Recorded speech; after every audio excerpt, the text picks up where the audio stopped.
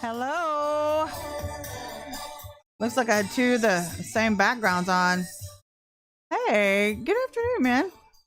Friday afternoon. Have you had guys have had a great week with this busy week? This election, or was it post-election week? And it's raining here. Hope it's sunshiny where you're at, but I'm kind of enjoying the rain today. Kind of a nice change, getting us ready for fall and stuff. So I'm kind of glad for you guys who are in the east. You're probably already getting snow, you little lucky ducks.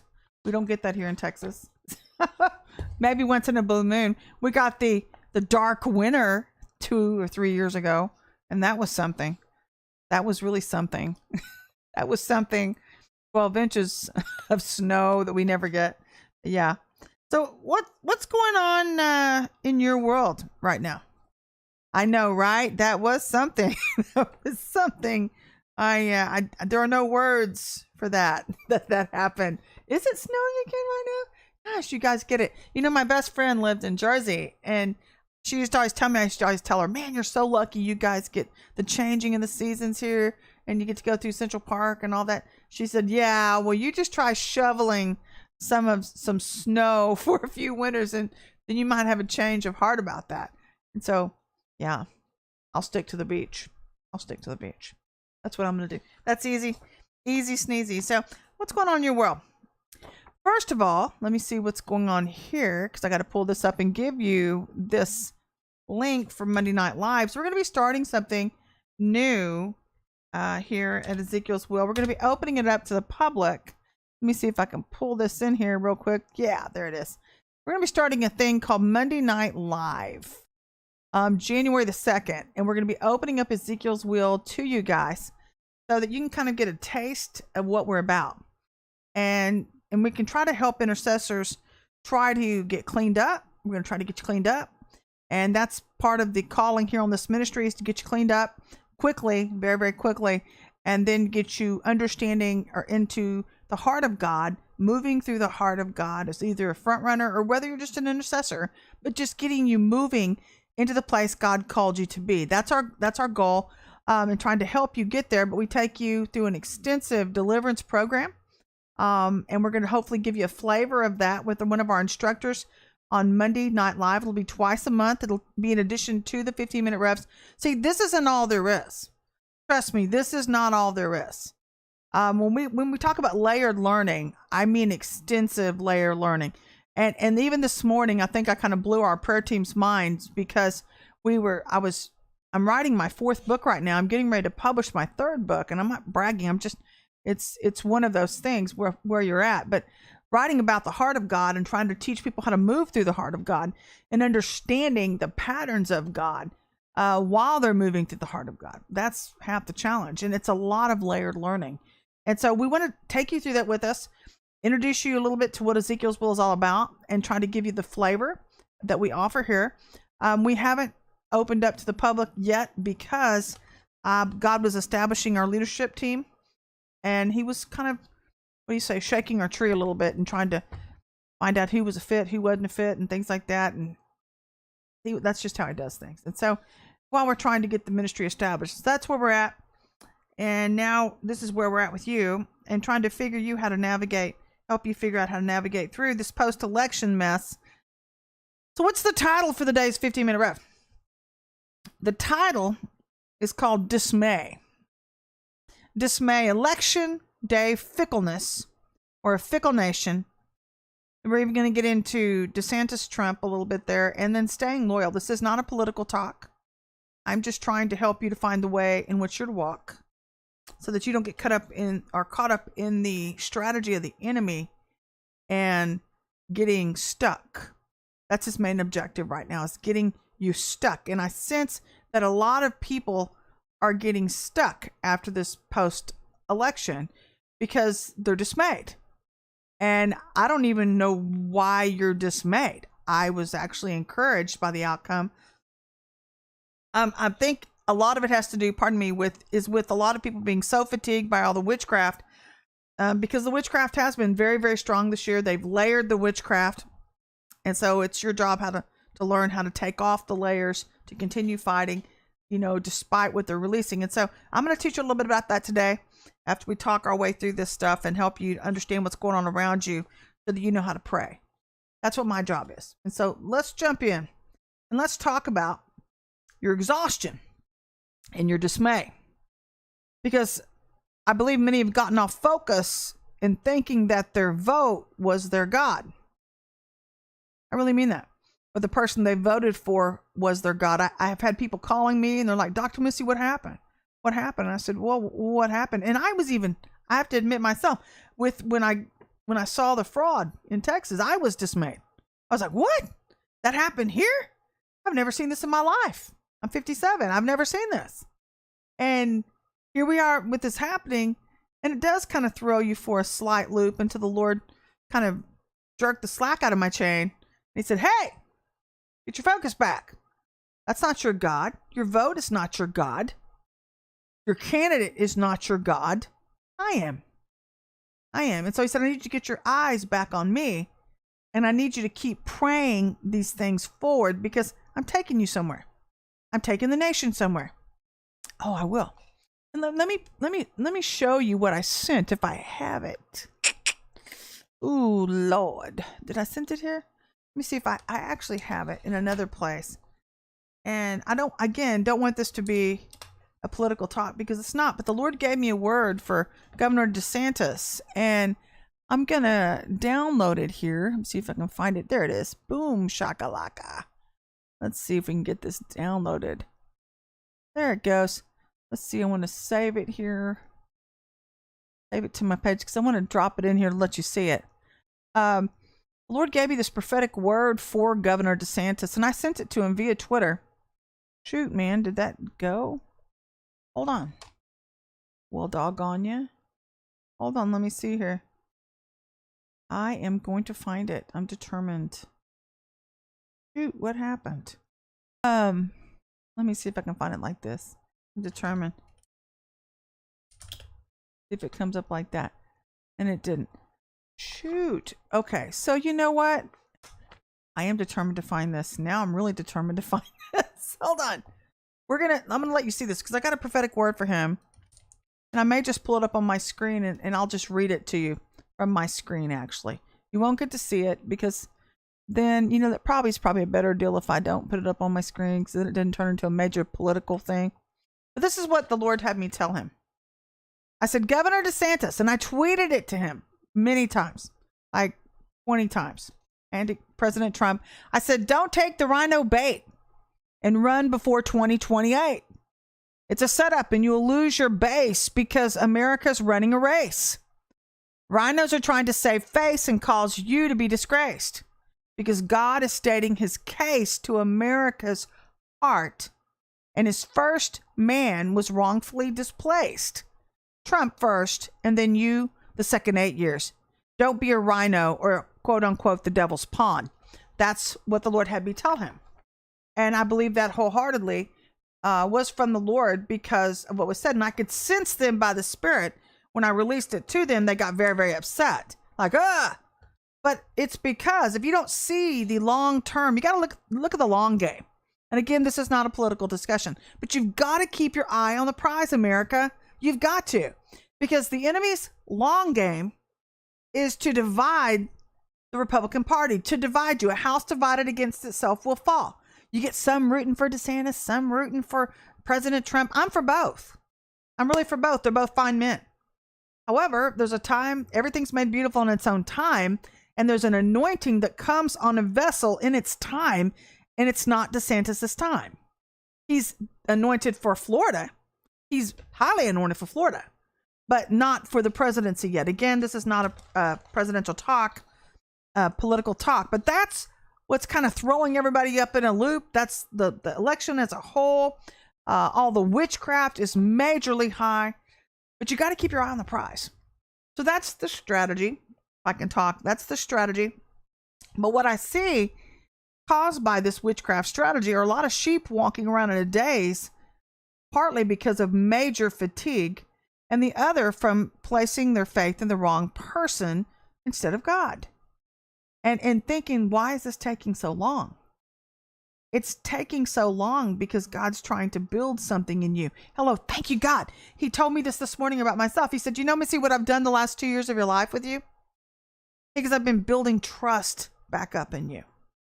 Because of all the attacks of the enemy prior to this point that have come at you with betrayal and with lack of integrity from the church and people not keeping their word and not really having the true heart of God. And this is what's happened in the sheep. I believe this is what's happening in the sheep right now, where people have lost faith. And the enemy's trying to do this purposely, trying to cause you to lose faith in God to where you start falling away. Over something stupid, over something as stupid as an election? Really? You just leave the dance with somebody else because of what you think isn't happening? When God's a God who can't lie? And it's not even about an election. Forget the election. Get your eye back on him. It's about what it's really about is your ability to believe God for what he promised you. That's what the issue is about. You're getting dismayed and letting this whole little election doohickey thing, which is nothing, be like the straw that broke the camel's back. Oh, I just can't count on anybody. If I can't count on God, who can I count on? Trust me when I tell you, you can count on God. You can count on God. God is a God that doesn't lie. He keeps his word. And the whole test you've been walking through is a faith test, a trust test, and a time test. A trust test, a faith test, and a time test. So, the Lord's saying, get your eyes back on the prize. Your vote will not save you, nor will it give you life, nor can it preserve your future. So, witchcraft then has come in. That's what they're doing. They're releasing spells. The levels of, which is causing the levels of fatigue. That's what's making you physically tired. But we're also seeing the spirit of sabotage, manipulation, delay, and the enemy's attempt to steal our future in the natural and by the spirit. That's why the Lord's saying, don't lose your eyes on the prize. We're seeing the enemy come at different angles like he's never come before. And you've got to look at the long game of everything, of everybody involved, because God finishes what he starts. And I've got great news for you there. And you're thinking, I know some of you might be thinking, well, I am so tired, Dr. Missy, I can barely function. I get it. I do. I get it. And, but again, I'm going to tell you, God's a God. He finishes what he starts. He doesn't stop. He doesn't stop midway. We're the ones who stop and get lost in the process. So what's your job? Your job is to hold the line, be loyal to God and no other, and to keep moving forward, even in your fatigue. God says, you've heard God say, if you're afraid, do it afraid. That's fine. Do it afraid. If you're afraid, do it afraid. If you're fatigued, do it fatigued. Same kind, different color, right? And so let me bring you this analogy up too while we're here, because, you know, I had to think about this yesterday when today's Veterans Day. We give our veterans a plug. Hello, guys. I love you, Army guys. My dad was military, so we love our veterans. We love you very, very, very, very much, and we thank you for your service. We wouldn't be enjoying the privileges that we have without you, so thank you so much. But if you think about our soldiers, think about how many hours they're away from home and all the sacrifice that they go through. Think about the men in World War II and all the years they were away from their family. Because I can remember letters my grandfather wrote to my grandmother in World War II. And he's like, I just want this war to be over with. I just want to come home. I just want to be near my family and be able to walk down the street and enjoy life like I used to. He goes, I just want my life back. Don't you think they went through that too? Especially about the 3rd, 4th, or 5th year of that war. Don't you think they were ready for that thing to wrap itself up? So I think that's where we're kind of at as the bride of Christ right now. We're kind of ready. We've made up our own minds about when this thing should have wrapped itself up. And we haven't seen that quite yet, but we're well on our way there. And I will tell you by the Spirit, what I did see on Election Day, actually the day after, I saw America come around this big loop, like a big turn, and we were on the other side, like way on the other side. And And I can feel the shift. Don't you feel the shift spiritually? You're really tired, by the way, because of that shift. You're very tired. That's what's made you so tired, because you've been battling the witchcraft to even get around that curve or that berm, if you'll call it that. It's kind of like a racetrack where you have to fight your way around the berm. But this is God's way of saying, I'm giving you your country back, but stay focused. You're almost there. You're almost there. Why would you stop short and getting stuck in this place? So it's just amazing, you know. This is what witchcraft causes, though. This is what subtle witchcraft causes. And so how do you stay focused? Because our nation has never been in this position before, and hence we've never dealt with this level of witchcraft before. And a lot of people aren't even believers watching this. And I'm sure they're thinking, what is she talking about? What is she talking about? What is witchcraft? Well, we know what witches and Satanists are, right? We're not all stupid. So that's the occult. Well, what they do in their fun time is they get together and they do these rituals and things, and they release, and this is serious. They release spells against people or mankind's mind, will, and emotions to dominate you. They want to control and manipulate you. Why do you think people in Washington have been acting so weird? And you've heard, probably not in the mainstream media, but some of it, like with Laura, I think it's Laura Limmer. I think it's her name, Laura Limmer. But she's been reporting on Satanists and witchcraft in government. It's very, very real. It's very, very true. We have a lot of practicing government officials who practice this stuff, and they mean it. They believe in it, full throttle.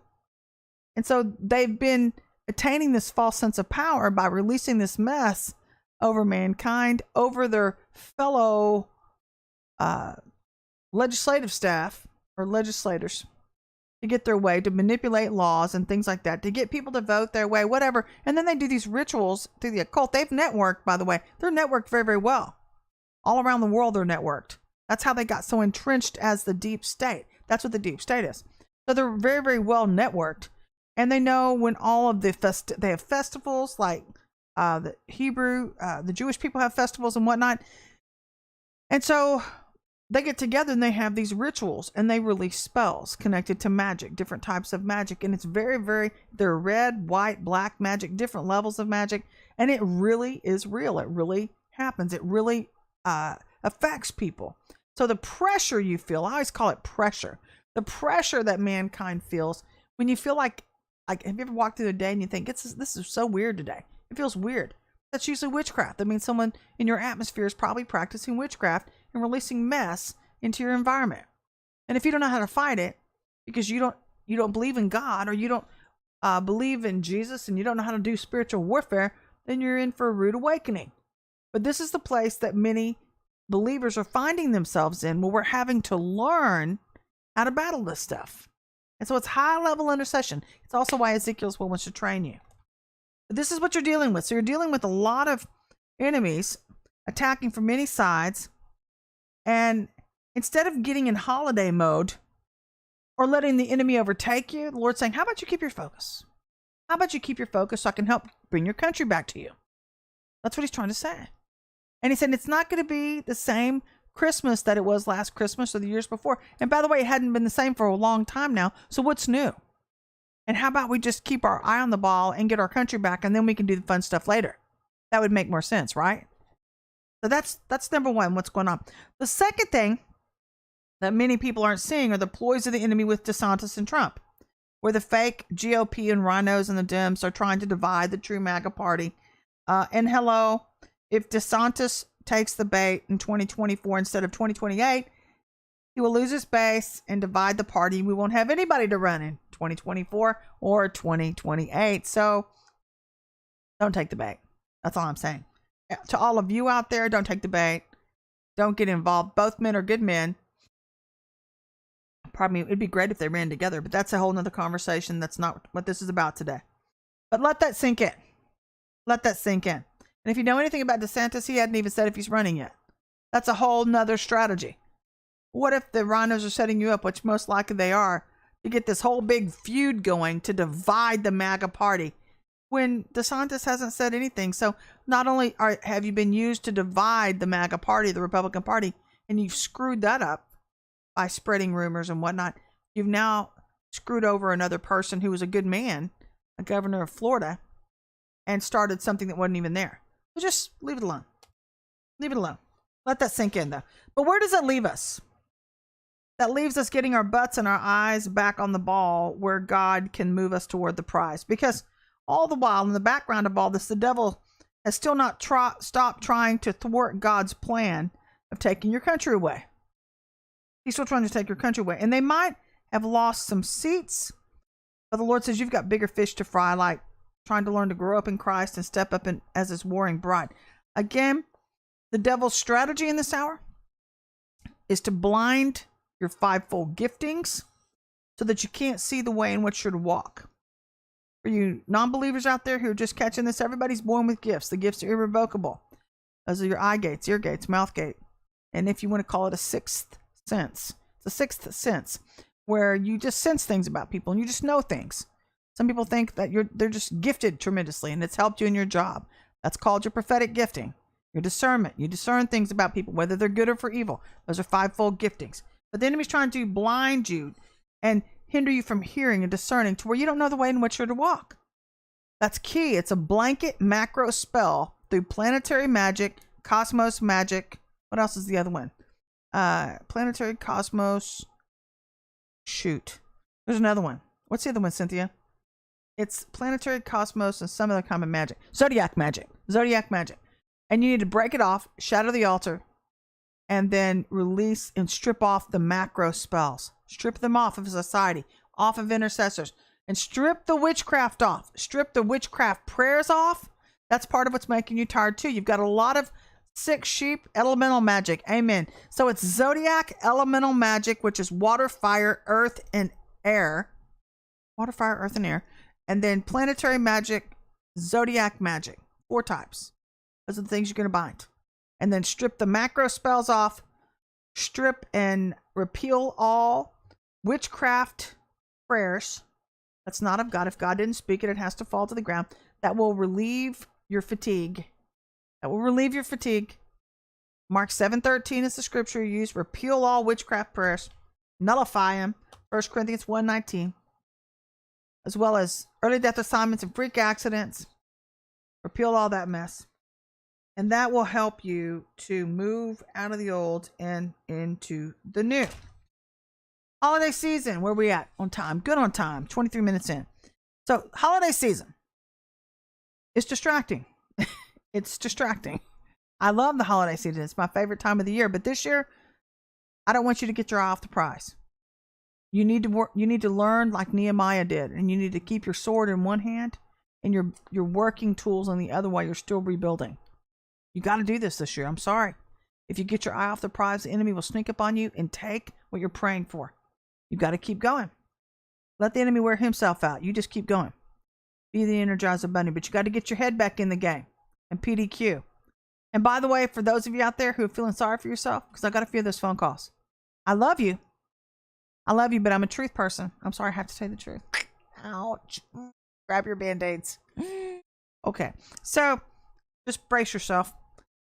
Feeling sorry for yourselves is another ploy that witchcraft has hit a lot of people with right now. Oh, I didn't get my candidate yet. Oh, it's over. The whole world's ending. No, it's not. Get a grip. Brace yourself. Because had a lot of these sheep gotten deliverance, then they haven't gotten deliverance, which is the problem.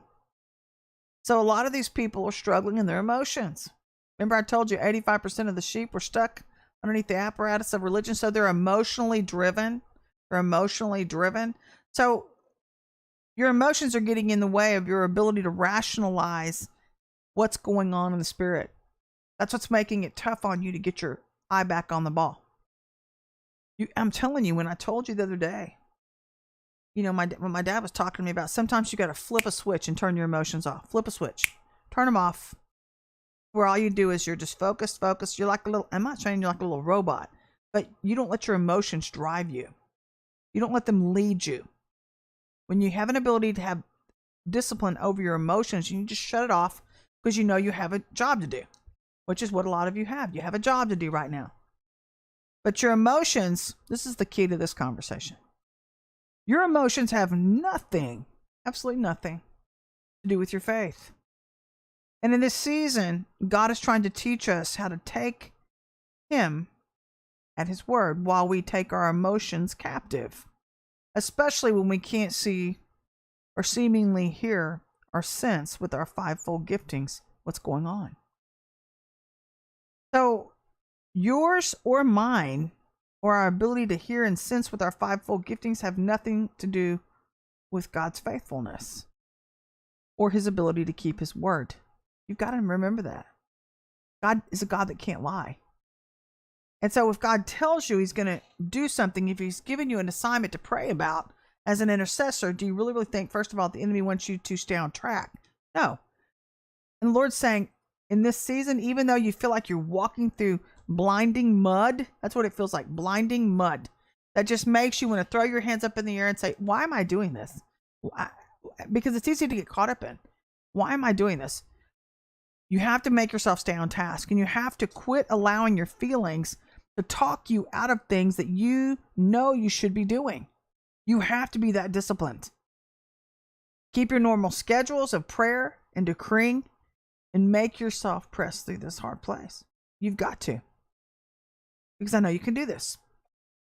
Because God has had us take a very hard turn, a very hard corner in this election, to where we are now there. We're there. We're around the other side of that corner. On the other side of it, but now is not the time to stop. It's not the time to stop and just say, well, okay, I'm past this place. Let somebody else do it. Because if we all had that attitude, we'd really, really be in a pickle. So that brings us to Ezekiel 23, 1-49, and it's talking about unfaithfulness brings judgment. And I know I'm kind of tired of having this conversation, but it really is about, and I kind of took a different spin on it today, but I see what the Lord is saying. It's another extension of Jeremiah and Ezekiel, where God is talking about the unfaithfulness of Israel and how they got caught up and got distracted and wanted to try to make things happen themselves, and they got into idol worship, pardon me, and into their own ways, their own devices. And they got judged. They got judged. They were trying to develop their own sense of Christianity. And this is what has gotten the body stuck in 85% of the body. Where people get dismayed and they don't get their prayers answered as fast as they think that they should be answered. And then they start breaking the rules and breaking spiritual laws and making up the rules as they go along without, they get sloppy in their agape. And I can, I get it, because, and that's a fine line to me too, because I feel like God's trying to get us out from underneath the apparatus of religion while he's trying to teach us about unconditional love. And it's a really, really fine line, because you can't get into sloppy agape. You've got to keep his standards, but you don't want to walk in that false standard. So I really think it comes back to knowing who you are through identity and knowing whose you are. Because when you know whose you are and who you are in him, you don't worry about your flaws. You don't worry about your faults. You just know that he loves you. And you don't have a desire to do the old things that you used to do to try to get those needs met. You're not worried about manipulating and controlling or trying to create your own version of Christianity, because you know the truth in the way and the life, and you're not afraid of him. Which takes us into this conversation. But Lord is saying, in this hour, he's looking for faithful men and women who can stand the test of time. Remember, and this is Copeland, I'm going to say 2015, it may be earlier than that, but it's Kenneth Copeland who stated this. We live by a season of seed plus time equals harvest. So if you know anything about anything right now, we're still in a test of time where God is cleaning us up while he's finishing this bloody spiritual war that we've been walking through. Hey there, how are you? And so if you need backup, the Lord says, if you're tired and you're feeling like, I don't have what I need to make it through this hard place. My attitude stinks. If you're thinking that, I don't have focus, my attitude stinks, or I don't even know what I'm dealing with right now. I just know that I'm not my normal. That's half the problem too. You got to know you're normal. Because if you know you're normal, you're going to understand when things are off, when witchcraft is hitting you. You're going to sense this stuff. And so This is a good time when you should be asking God. It's also a good indicator when your angels are tired, when you feel fatigued. And you can trade your holy angels out with 2 Kings 6:16. The fatigued angels, trade them out and trade in fresh angels. You'll feel an immediate pick-me-up. Make sure you feed them. Psalms 34:12-14. I know that sounds goofy, but it's the truth. It works.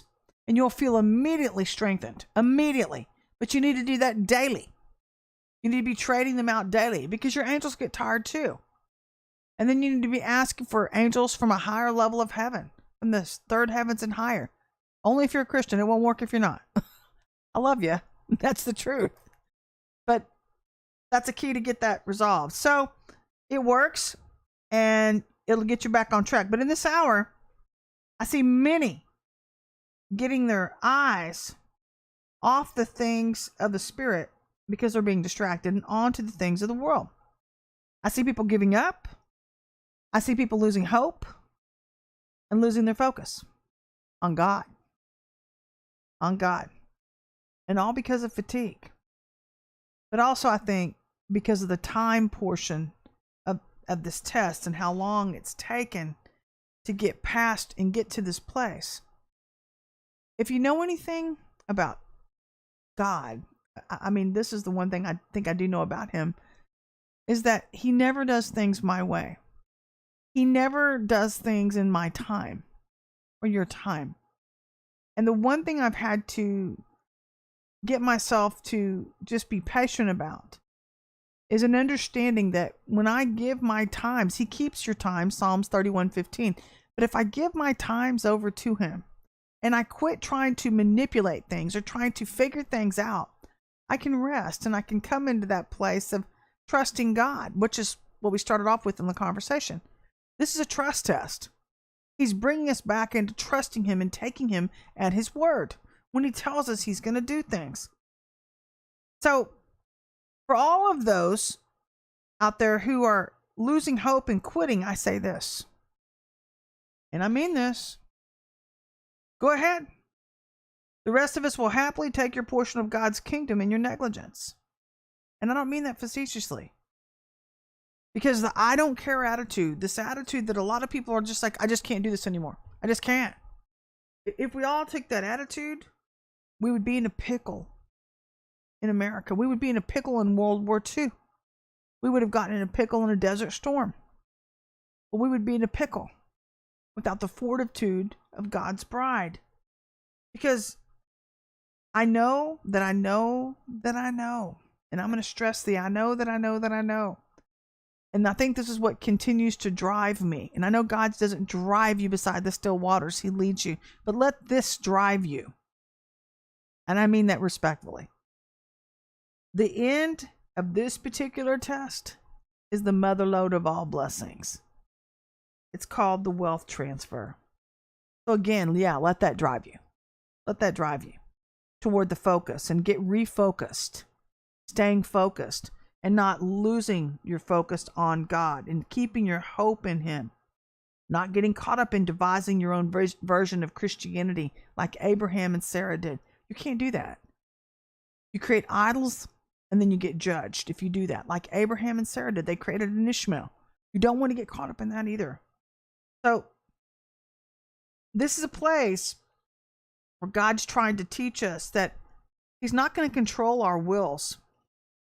And he's trying to also teach us that he doesn't control man's will, even if they're a non-believer. He's not going to control people that are working in fraud, whether it's in an election or in the government or any of the seven mountains in church. He's not going to control people. He's not going to make you do anything. You have to choose to get your head back in the game. You have to choose. And you have to choose to stay focused and do what you've always done so well. Because God's looking for those who still have the heart of David. And those are the ones that just take God at his word. They're like, you know what? God told me this and he's making a way. And even though it hasn't happened yet, I know that God's faithful. I know he's not going to leave me empty-handed. And he's not. He's confirming himself all the way through, sometimes daily if people have need. But the Lord said to leave that to the hard-headed.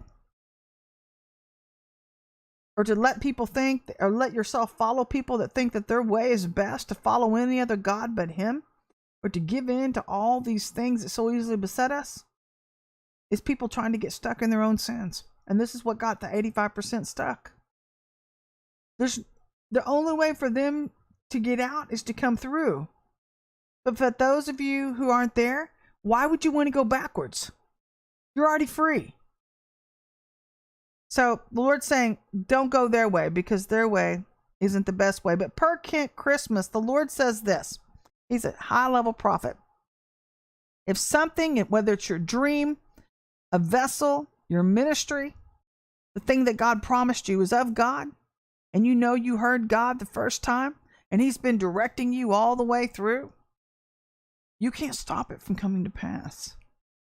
In this season, that's the part of the trust test, where even in your fatigue, God's saying, I'm going to do it. If you don't let go, I'm going to do it anyway. I'm going to do it. Even do it tired. You've heard me say, do it afraid, but do this tired. Just keep doing it tired. Don't let go. Because the trust test is going to take you into the motherlode of all blessings, which is Acts 5:39, Isaiah 14:27. For some of you, it will be a ministry. For others of you, it will be a home. For others of you, it will be something you prayed about for a long, long time. But it's the motherlode. Trust me when I say that. And if you don't learn the subtleties of witchcraft and what's caused your fatigue and how to overcome it, or if you don't know your normal, this is what's going to continually get you off track. You've got to learn how to do that too. Which takes us into Hebrews 10:18 through 39, which is understanding the new place of grace, leaving the old wineskin behind. Leaving the old wineskin behind, because the enemy is trying to destroy. And who was it that was talking about the other day? It was King Christmas. He was talking about how the enemy has been attacking, really heavily attacking the remnant, the true remnant of God, or people that are operating in the new move. And he was talking about how we're not to get discouraged by that, because even though it looks like the enemy's trying to decrease things, he still can't. He can't destroy what God is raising up. He can't. And I praise God for that. I think that's the best news of all. And actually it came on the tails of some stuff that had happened. And I thought, wow, this is so encouraging. And it really has proven itself to be every bit true, because God keeps that which we've entrusted to him until that day. The only thing we need to keep in check is our attitude while we're going through. And I know that's hard to have a good attitude. Even I'm struggling. I mean, it's hard to have a good attitude when you see injustices happen and you see evil people try to raise up, and you're thinking, God, strike them dead. Strike them. That's a terrible thing to say, but that's the truth. That's what a lot of people think. Just strike them dead. Get them out of here. But what if God has a different plan? And you're thinking, to me, I'm thinking, well, a lot of these people aren't even believers. And the Lord's like, well, that's not very loving, is it? Okay. So I said it. I'm saying in my humanness there, but that's what a lot of sheep think. That's what they think. They're in their humanness. And so I'm only saying what some of you are thinking. So don't sit here and judge me. That's hypocritical if you are, but I am being honest with you about that, because a lot of people, this is part of people devising their own Christianity. And, you know, God's even having to work on me, and this is part of us coming back into love and coming back into God's ways. And I don't always agree with God's ways. I don't always like the way God does things. I'm just like, because I'm a doer and I want things done right then. And God's like, but your ways aren't my ways. What if I want to have grace and I want to show them a better way to live, and I want to get them and use you to get them out of their hard-heartedness back into my heart? And I'm thinking, oh my God, use somebody else, God. Use somebody else. Because some of these people will wear you out because they're so messed up. But if we don't show them, how do they find out? How do they find out? How do they learn a better way? Because they're so hard-hearted. People have gotten so hard-hearted in this day and time, especially in the church. And then we wonder why the church is so screwed up. We see it in leadership. We see it in the sheep. And then, you know, it's hard. I understand with the remnant and those of you who have been obedient, wanting somebody else to do it. But if not you, then who? If not us, then who? And so that's where I've had to take my cross with the Lord and say, you know what, God? Show me how to do it. Show me how to do it. And he's showing us a better way. He's showing us a different way. Where you're not engaging them. You're not fighting with them. You're not engaging in the demonic activity they're stuck in. You're just loving them, trying to bless them, moving on out and through. And if they choose to join you, that's their prerogative. Again, God's not going to bend their will. So Lord's saying, don't let the enemy pull you into harlotry, because these unrighteous people are harlots chasing after another god. For you, my remnant, David, that's not for you. Stay true to love, stay loyal, and leave that one with the Lord. Leave the one that's bothering you with the Lord. So don't lose focus. Which brings us to Hebrews 10:18 through 39. Where we're coming into this new place now. We talk about grace, leaving the old wineskin behind. And this is where I think it gets kind of exciting, even though I'm retired today. I'm like a lot of you today. I'm really, really fatigued too. But I was really encouraged by this because I saw the message behind it and in the shift that's going on. When I talk about coming around that corner, that there's a new shift that God has brought us into right now, a new place of his heart. And I believe that God's taking us into the new level of love and showing others love when they don't deserve it. They don't deserve it.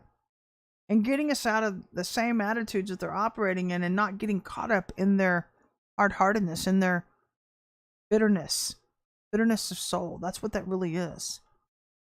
And the reason that so many sheep are getting off track here is because they're trying to walk in this new place. They think, and this has been my experience and what I'm observing, is I see a lot of leaders and I see a lot of sheep thinking, well, God's full of grace.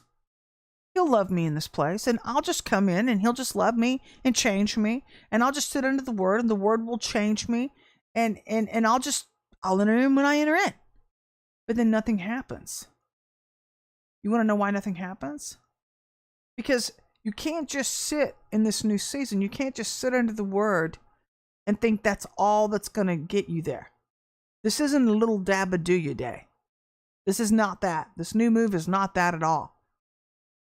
And the Lord showed me the apparatus of religion has caused so much stiff-neckedness and so much hard-heartedness that this is actually going to take a lot of sheep actually actively pursuing deliverance to get this stuff off of them, to get changed, to get moving again, to get out of the stuckness, to where their prayers will be answered again, to rejuvenate their heart back into hope again. And if you have been in that place and you've been obedient, Lord's saying, don't get dull. Don't get dull. This is not the time to get dull, because that's what got these people stuck. It's the time to stay focused, even though you're tired. You're like, God, I can do all things through Christ who strengthens me. And you know, it's interesting. I was driving yesterday, and I was thinking about this actually, and I was thinking about, you know, how a lot of people are thinking that these old ways of thinking and behaving, that it's good enough. It's good enough. God's full of grace. It's good enough for them. It's good enough for him. And the Lord said, no, it's not. It's not in this day and time. It's like the 10 virgins. It's like the 10 virgins where only 5 got into the feast. And if you know anything about God, or if you look at your own heart for that matter, look at your own heart. When you allow people to come into your heart to see the innermost part of you, that's not a lot of different people. That's been my experience. I don't let just anybody near my heart. And God tells us to guard our heart with all due diligence. Guard our heart. Okay? So if that's the case, why wouldn't God guard his? Right? Why would he let just anybody near his heart when he's trying to bring people with the heart of David in? That doesn't make any sense to me. So people coming in with this false ideology of, well, I'll just go in and he'll just love me like I am. God's full of grace. He's like, I'm going to love you like you are, but you're going to keep your rear in the outer courts. You're going to stay right out there until you decide to change your mind about a few things and do things my way. That's what he's saying. There's an outer court and there's an inner court before you hit your Holy of Holies. But coming into before a holy God, if you know anything about the 12 tribes and moving through the heart of God, C1, C2, C3, C4, we were talking about this morning, you have to be invited by God. If you pass his inspection, his eye of inspection in C2, coming out of the old and into the new, up into the higher portions of his spirit. You don't just get to come in. That's like these 10 virgins where 5 kept their lamps lit with new oil, not old but new, because they kept their eye on God. As a cloud by day, a pillar of fire by night, and they kept getting the old stuff off to where they can move with God into their land, no matter what. When you get the old stuff off, you stop paying attention to what used to bother you. You're not as concerned about other people. I mean, you love them, but you don't worry about what they think about you and all these insecurities that used to drive you, because you've got your eyes on him. And so, if there's no grace to be shown to the heart of a rebel,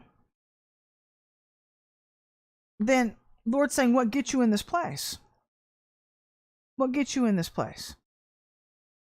What gets you in this place is obedience and coming in to learn to love like Jesus loves, which sometimes love will get tough on us. It'll get tough on us. And I don't know about you, but I've been going through this process and having to learn how to love again and how to trust again, how to keep time with God again. It's been difficult. It has been hard because that's how far away from love America's fallen. And it's because we've fallen away from our first love. So don't think that coming back to love, if you've let yourself stay outside for a while, it's going to be an easy task, especially if you've now gotten stuck underneath the apparatus of religion. Don't think it's going to be an easy road. It's something that you have to apply yourself. You have to apply to your life, and you have to press through. And I think the scripture talked about it too, when you're coming back to the ancient pathways. And he's talking about how when you were younger and you started on this pathway, and how bad the warfare was then, because you had started pressing back against the devil. Lord says, for some of you, this is how it's going to be to come back in. Can y'all shut that off, please? Hold on. Thank you. So anyway, this is what the pathway you're on right now. He's trying to bring you back into the Ancient of Days so that you can actually see God's true grace. And you want to know when you've hit it? When you've hit God's true grace, you're no longer fearing the truth about yourself, about your life, America, others, your situations, nothing. You're not afraid of the truth, period. Because God is all truth, and God calls us to be lovers of truth. And if God be for you, then who can be against you? But also, if I know the truth, and he knows me, and I'm not afraid of letting him see. Intimacy, you understand that intimacy means true intimacy, not just superficial relating. Not just, what do they call that? Sex overnight, or whatever they call that. When you're, whatever they do nowadays, where they just sleep around or whatever. That's superficial relating. That's not true intimacy. When you allow somebody to truly know your heart and the deepest longings of your life, and you're caring for somebody and it's reciprocated. True intimacy means into me see. You're allowing God to see inside you. He sees inside you anyway. But when you have healthy relationships with other people, you're allowing them to see who you really are. You're trusting them with your heart. You're trusting Christ in them. They're trusting Christ in you. And you trust the Lord. Therefore, you know the people that he brings up alongside of you. You know how to discern the healthy from the unhealthy. You know how to set healthy boundaries. And things start getting good again. That's called promised land living. But you're not afraid of letting God free you and inviting you into the deeper truths which come with coming deeper into his heart. That's by invitation only. Where all truth abounds and all love abounds. And you're no longer afraid of what might be revealed. So there's no fear in love. Not true love. And we stop being afraid of coming rightly into the presence of God. So you know that you come into that place when you stop being afraid. And you stop being afraid of letting other people get close to you. That's a great feeling. That's really, really a feeling of relief when you don't care what people think about you. It's like, yeah, love it or leave it. I love you. I'm going to love you anyway. But if you don't like me, that's okay. I'm not going to get bent, and I'm not going to get upset, and I'm definitely not going to let the stiff-necked religious right or these people. That's something else. That's something I've been thinking about for 2 days too. There's a certain sect of the religious right that think that they are so holy, and they're more holy than everybody else around, and it's a joke. I mean, it makes them look like a horse's ass. That's the truth. It's purely stuck on stupid to think that they are so much better than somebody else or anybody for that matter. When God says, what a joke. I view you, and he said it in the book of Ezekiel early on when we were talking about how they view themselves like God's choice meat, and he views them like dog scraps because of the way they treated the people.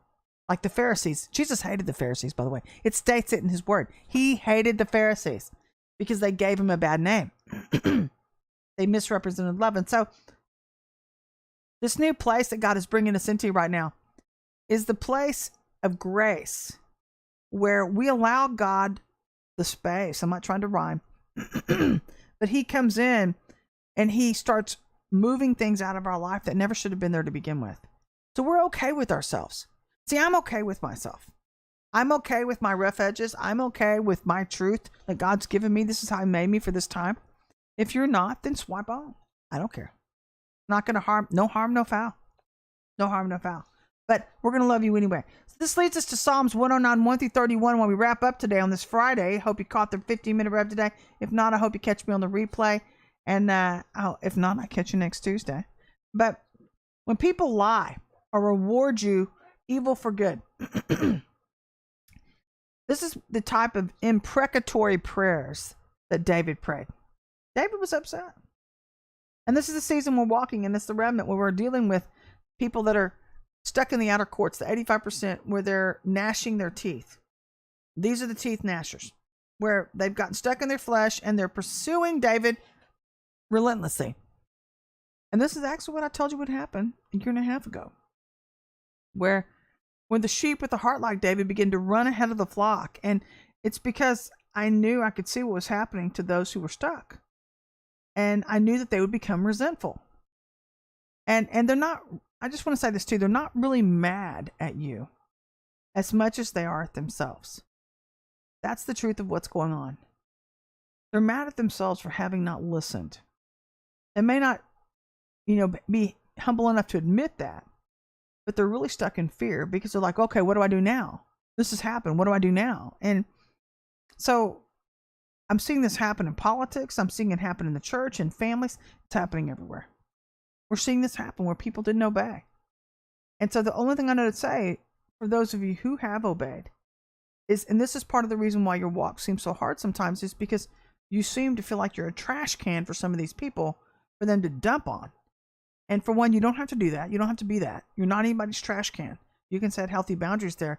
But we are charged with showing them a better way of walking and being a better example. Or else how will they find out? And so I can't take the attitude of, just strike them dead, God. Can't do that. That's not love's way. So that leads us to Proverbs 27:13 while we wrap up today. And I'm hoping you're having a great Friday. Again, if you didn't know, we're going to be doing our thing on Monday Night Live. One of our instructors is here today. Her name is Sonia Vega. And so she'll be teaching this on Monday nights. It's on our channel. And I believe that's going to be here. See if I got it. It's on the channel. You can go click on that channel. Go subscribe. Hey, Joyce. So you can go check that out, and we'd love to have you. It's not going to be starting until January the 2nd. So even though you subscribe, you won't be getting a notification until January the 2nd. That's when the classes start. You're going to love the classes. She's a phenomenal teacher. Love her flavor. She's got a great teaching style. But she's going to be helping you to come up and out and into the new to help you get ready for C1 and C2 of 2023. We'd love to see you there. But go subscribe. That'll help you get on with your walk and help you to walk easier into C2 next year. But we're going to wrap up today with Proverbs 27:13, where it states, take the garment of one who puts up security for a stranger. Hold it in pledge of it. Hold it in pledge if it is done for an outsider. And to me, that means sometimes God's grace is security for people who seem like strangers. And I believe that grace is I believe that's God. I could be probably misinterpreting this, but it's God's hoping people will come back to love. To me, he's hoping. But again, he's not going to bend your will. He's not going to bend your will. He's not going to bend anybody's will. He says it in his word. And God's not going to go against his word.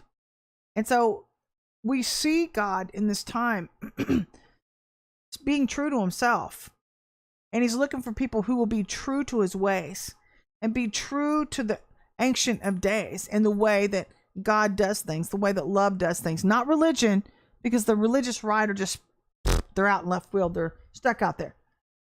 And they're not going anywhere anytime soon unless they choose to change. But God is looking for a people group who will. He's looking for a people group who'll say, you know what? I don't understand this, and I don't know if I agree with this. I don't even like this all the time, God, because it takes too long sometimes for justice. But let me just promise you, when God brings justice, which he will do, he will do. Nobody ever gets away with anything in this life. It just may mean you're learning to come back into his heart to learn how he does things and learn about the Ancient of Days. He's bringing you back to love. That's all it means.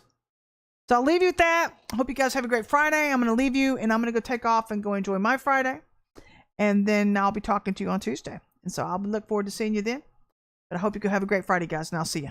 Bye-bye.